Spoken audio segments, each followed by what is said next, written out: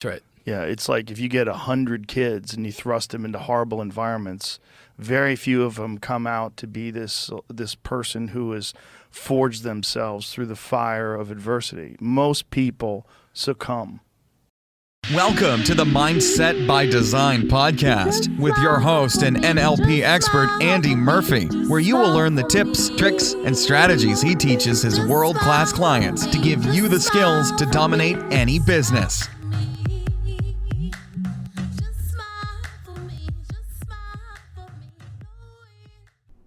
What's going on, Mindset by Design crew, and welcome to episode 397. Hope you're awesome as always, and do you know what? Happy New Year. We made it. We did it. The chaos of the last couple of years, the chaos of 2022, but we're here. A fresh start, brand new year, and I absolutely love it. And speaking of loving it, as this is the first episode in 2023, did you check out my previous episode? I hope you did. Because I poured my heart out in that. It's my top 10 2023 hacks I learned from a crazy 2022.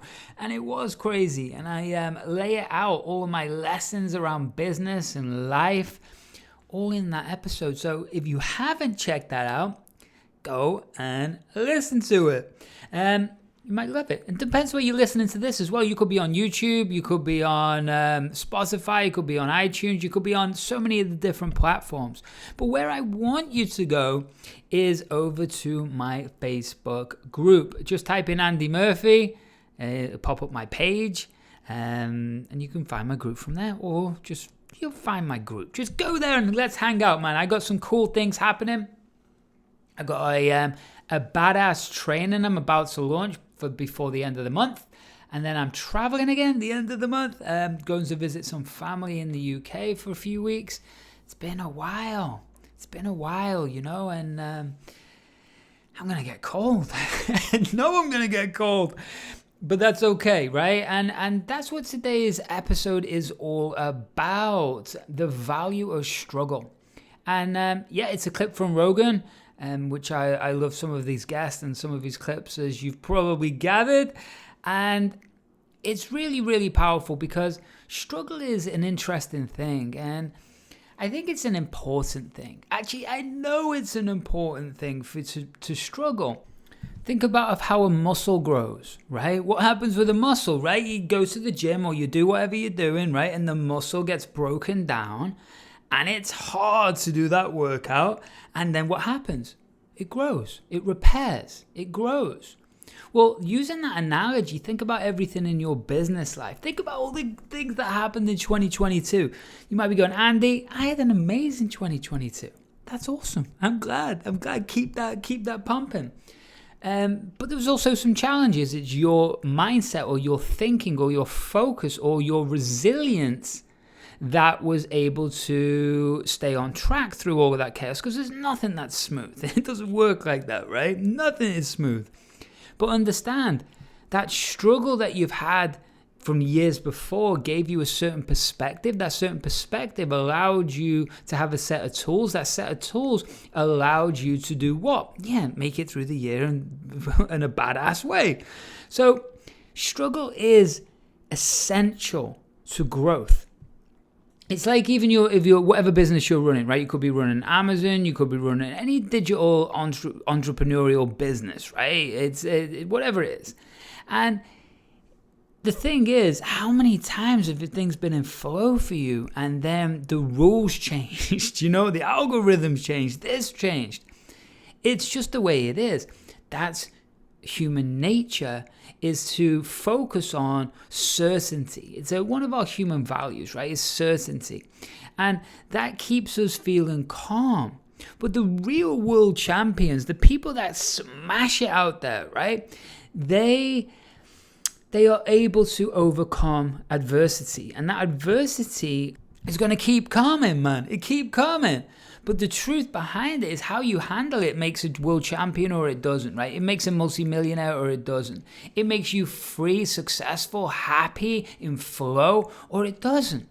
And when we understand the brain is a muscle, not the mind isn't a muscle. The mind is a separate thing from the brain. My whole thing is about conditioning your brain and nervous system to respond exactly how you want it to when the adversity comes. So if you're growing, you're in a growth phase, you're in an expansion phase, and you could be building teams, you could be hiring people, you could be pumping more money in, you could be doing whatever it is you're doing, but you're in that next, let's go, let's smash it, let's grow stage, right? Then we have to grow and expand with it. Does that make sense?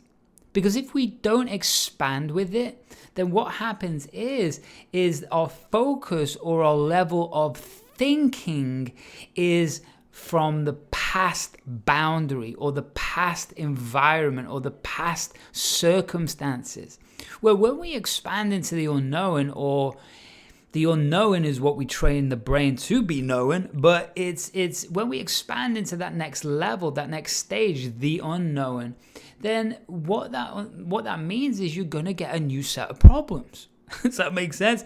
And you could go, Andy, what are you calling it problems for? Aren't they challenges? Yeah, whatever you want to call it. It's the same thing. Let's solve the challenge. Let's solve the problem.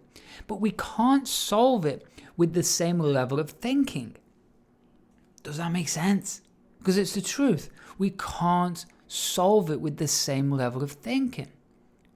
The truth is, if you've never won a competition in anything before, then you don't know what it feels like to get handed that trophy and have outcompeted or beat all of the other people, right? If you've never done that, for me, that was martial arts growing up, right? And that was also sales, and that was also just life in general. I like to win. I like to kick ass, right?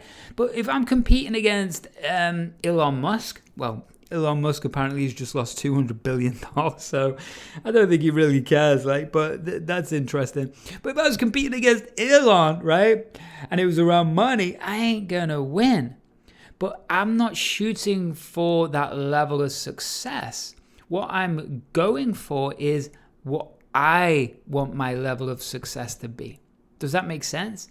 So when we get clear on what that next stage is of what you're doing with the business, it doesn't mean that we're trying to take it to $1 billion. It doesn't mean you're not.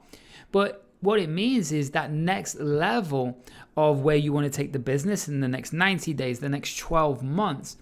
If you're so crystal clear on what that outcome is, then we can train your brain, or you can train your brain and your nervous system to get used to that new level of success. Does that make sense? And that's how we make the unknown known. So then you're able to transition into this next stage of your business, and you're able to fast track it real fast. Does that make sense? Good. So hopefully this is helping, because we're going to jump into today's episode in a second, and I'm pumped about it, to be honest, because it's the first of 2023. Yeah. So speaking of everything else, make sure that you're in that fast track phase and you're wanting to make sure that you're bulletproof. Then guess what? Head over to what? You got it. unfairadvantage.online. We've got a 14-minute training there, which is going to absolutely blow your mind, and it's going to show you the deep science of why you keep getting stuck and what I do with 6, 7, 8 plus figure earners and how to wire them correctly so they can perform like a world-class athlete. That's the point. Performance is performance. So if we can transition you and treat you like an athlete, everything changes. Does that sound good? Awesome. So where is it? unfairadvantage.online, or you can head over to andymurphy.online. There's some cool little tools there that for you. One's how to control your brain waves. Why? Because it's going to make you perform at a higher level. What else we got for you? I've got an audio there that's going to tune your unconscious mind and every morning, and that's going to light your neurology up. It's going to change your focus, install new beliefs, and that's a badass thing. So head over to andymurphy.online or head over to unfairadvantage.online, and yeah, let's make this year badass. Let's get to that next stage that you know you deserve. Sound good? Awesome. Should we jump into the show? Oh, you may say that. I will see you at the end, but until then, enjoy.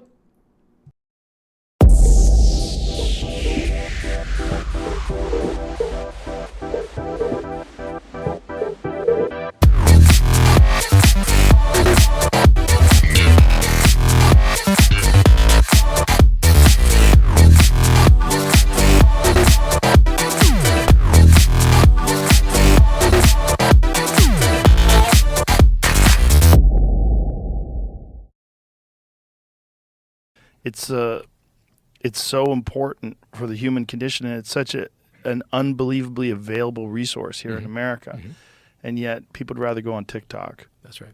It's such a hard thing to encourage too, because it requires discipline, and if you're not raised with discipline, if it's not incorporated into you very early, it takes a monumental shift in the way you think about life to incorporate that. How do you do that with your children? Well, fortunately, my kids have been around me when I've been, during the time that they're alive, I've been at my most disciplined and most best. Thank God they weren't around me when I was 21. Right. And they're seeing the example of someone who works hard and works all the time and has a lot of discipline and also wants to talk to them about things. And I want to talk to them about the value of difficult things and about failure and about like sports. They're involved in sports, which I think are very important to kids. You certainly can develop assholes through sports, but I think there's something about winning and losing and effort and reward for that effort that's a vital part of being a human being. And through that, through sports and through any difficult thing, you develop your human potential.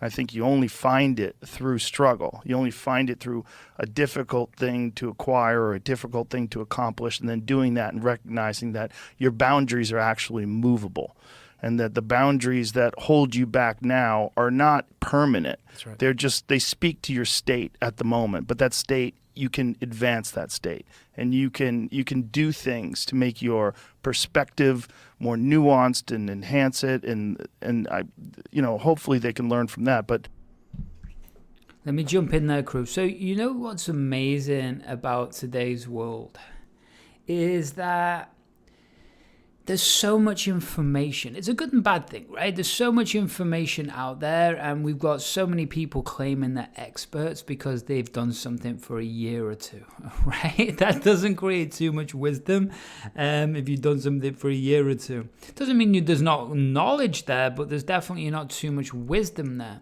But what is awesome about this is that there is so much information there. You can be intelligent and make your own decisions, right? But talking about things, right? So if you let me explain. The brain replicates whatever it is around the most. I'll say that again. The brain replicates whatever it is around the most. So what Joe and I are talking about is environments. That's really what they're talking about with sports. That's really what he's about to talk about with about home life. But it's environments that then, nature or nurture, right? But it's about the environment that the brain then replicates and creates belief systems, values, and also an internal focus, right? So if you've been around, let's go back to Oprah Winfrey. Randomly, right? Whatever you think of Oprah. But Oprah's not done bad for herself in her life, right? And she came from the most horrific environment. Talk about struggle here. So she came from the most horrific environment. There she had a kid aborted when she was 14. She comes from extreme poverty. She was locked in attics. And the only way she knew a new life was because of the books that she read. So that, because it was her way of escaping, those books became her environment, right? So she didn't allow the external circumstances to affect her inner world. She designed and created that inner world because she absorbed the information or the pictures from those books, right? So that could do two things. Some people would get weak from that and go, oh, I can't do that. Look at my horrible circumstances around me. What am I going to do? But she took a different approach, right? She used that struggle as fuel. She did, right? And not the only one, but it's a nice example that came to my head. But it's like, she used that as determination. She used that as fire inside of her to make sure that she could change her life and step into that new world, right? And when we understand that the brain adapts to whatever it is around the most, then we have to be clinical, right? With our family, with our friends, but clinical with how we set up and design our life, man, right? Because what's the name of the podcast? Right? Mindset by design. By design. Everything I do is by design, right? So we design who you need to become. We design what that business outcome looks like. We design your environments. We design what the trigger points are. We design and give you the tools and the ability to be able to fire up or light that software in your brain at will, so you can be in a peak state at will. That's the point, man, right? So when we talk about struggle, there's different ways that you can use struggle. But either way, there is growth and lessons. So what Joe's talking about there through sports is, from mine, as I explained, it was martial arts, but through sports, it can definitely trigger ego, which isn't the best thing. But it can also trigger or teach you so many skills. It teaches you pattern recognition, to be able to recognize other people's behaviors, right? And reactions. It teaches you to be able to be disciplined. It teaches you to be able to be mentored and become a mentee. It teaches you to get up when you do not want to. It teaches you to go training and push through boundaries physically that are really mental boundaries, right? So it teaches you so many things. But if you're not in that right environment, then what happens is what?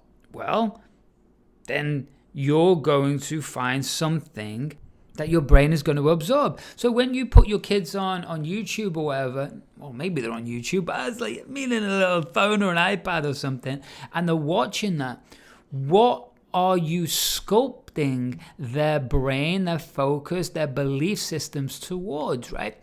One of my clients he runs a real successful 8-figure Amazon business, and he was saying he homeschools his kid. So what's his kid see all day?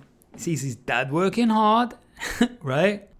He sees his dad not going to a normal job. He sees his dad working from his laptop. He sees his dad showing him how to do certain aspects of business, or more how to think differently, away from the matrix, away from society, right? So by understanding that, it was amazing. He was so proud because he just was driving with his kids somewhere, and his kid started talking about that YouTube, because his kid watches a lot of YouTube. But what he was talking about was actually the business structure of YouTube, the analytics, the paid ads, the how to create hooks in these videos, right? And this is with his kid, and his kid's like 10 or something, 12, maybe 12.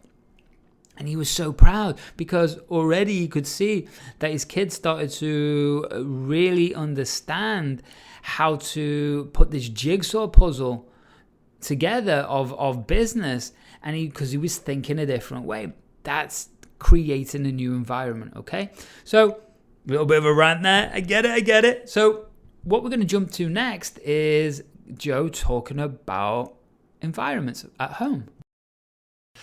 there's also the problem that they're growing up in a loving household. They're growing up, the examples they have is of people that are very kind and nice. And I think you do need to be exposed to a certain amount of assholes to understand the full scope of human beings. No question. And I feel so much of, my job as a father is creating this kind of adversity in my kid's life. I have to, and I need my children to learn the lessons that I've learned.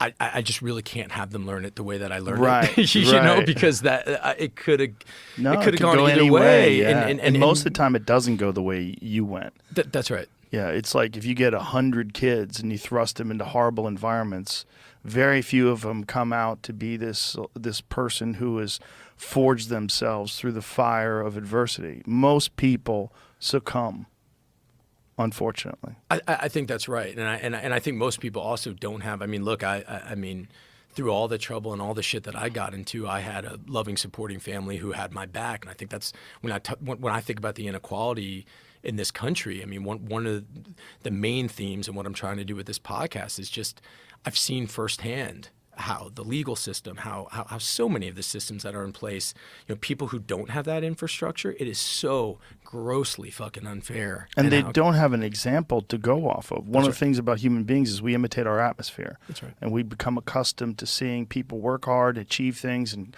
people that are kind and ethical and honest.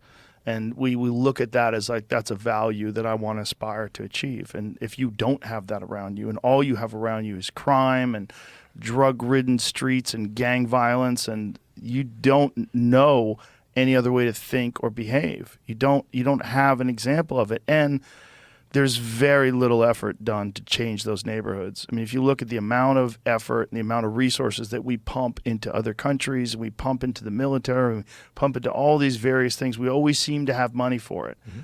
Imagine if you're a child and you're being raised in this community that it's essentially been the same way for decades and decades with no help. That's right. It's you feel like an outsider, and you feel like the system is rigged. Absolutely. In many ways, it is. It is. I couldn't agree with that. Yeah, more. I couldn't agree with that more. And I think in terms of our children, it's how do you get to them to see that, understand that, experience it a little bit, but also understand those inequities and try to inspire them to do something about it. And I think for me it's just, again, people talk about like masculinity and this term that gets thrown around all the time, like this toxic masculinity and whatever the fuck that means. And I just think that, again, it's like, what are the examples that we're putting forward, and what are the examples of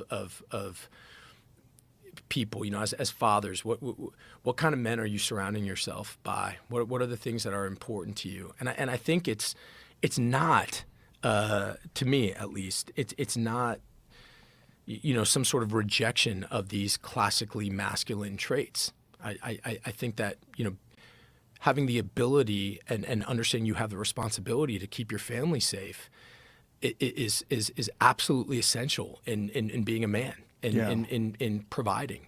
I think having a healthy relationship with violence, having an understanding of it.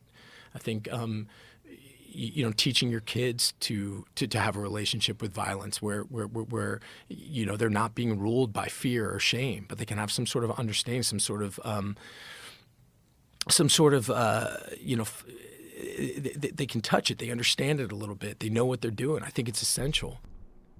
Let me jump in there, crew. That's a very interesting point that he said then, right? Being exposed to some level of violence. That's an interesting topic, right? So a lot of people, like for me, that was just a normal thing. I grew up in Liverpool in the UK, and violence was just an everyday thing in my environment. It was just normal. Growing up in school was crazy. Everyone was around me was crazy. They really were, man. That's why I left when I was like 24 years old and went to Australia. But the truth is, martial arts was always there. My earliest memory was like about, I think, 6 months old, watching my dad compete in a martial arts tournament, So violence, violence is different from combat sports or martial arts. Violence is what happens on the street. Violence is very unpredictable, right? And people in business can be very violent, right? They can do things that physically they can't do, but business-wise they feel they have power, right? And it's usually the people who are very, very weak that do very shady things in business, right? And that's what I've experienced. People who are very weak, who've never been around any altercations or never been in any exposed to any of this stuff, never definitely done martial arts, nothing like that. Those are the shady fuckers that hurt people in business because they think they can. Interesting thing, right? We're living in. I don't usually say, but one of the places I live is Panama in Central America.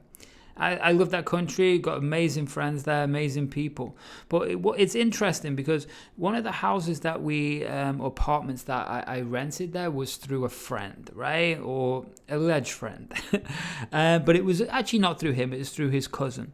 And his cousin, I later found out, had actually been kicked out of Panama for it's doing something shady with taxes and all the rest of it, and it was like a $900 million fund. He did something shady anyway. So that tells me the guy's a douchebag, right? But I didn't find this till later on. And then there was mold in the apartment. Me and Steph got really, really sick. We're still recovering right now. This is like 6 months, 8 months later. We're still recovering from mold toxin poisoning. And he just didn't care, He just didn't care. He took no responsibility, didn't give a shit in the slightest, thought that he was right, and then took my money, took my deposit, and took that month. And just was like, that's the way it is. But if I'd have met that person in front of me, right, do you think it would have been the same response? No, of course he wouldn't. One, I'd have probably knocked him out. Hey, that's the old Liverpool me, not the new me. But in that circumstance, who the hell to know him? But he wouldn't have done that but I also know that the guy is weak, right? So that was a way of dominating. That was a way of him feeling powerful, right? But my point to all of this is, if you've never been around crazy people, then what happens will hurt you very, very deeply when somebody does something that's unethical. And what he did was very, very unethical, right? But I was growing up, like Joe was saying, my parents were very loving. Now, there was a lot of chaos in the house, for sure. But there was a chaos in every one of the people that I know who I grew up with houses, right? But there was chaos in my house, but they were both very loving to me. So I always felt safe, right? And if you've never been around that, like the violence or the chaos or shady people, then when someone does something, it hurts deeply. So I don't know the conclusion to what he's saying, but I thought it was very, very interesting, right? So giving people exposure, or at least communicating to kids that these people do exist in the world, but we have to not attach to them. We have to have behavioral flexibility or sensory acuity, I should say, which means then we can read people better, so we don't put ourselves around people, right? So because we're more aware then, and we're not ignoring that these people don't exist, then when these people are around, we can see them and we don't put ourselves around them. Now, it doesn't mean we don't make mistakes, because there's some very clever sociopaths out there, and I've been a narcissist, and I've definitely been hurt by quite a few of them over the years, because my instinct is to trust. I want to trust you, right? Because I've worked hard on that, because I grew up the opposite. I automatically didn't trust you, right? But now I do trust you, and then but I'm very careful who I put myself around. So I'm not sure what that little rant was about, but hopefully it helped.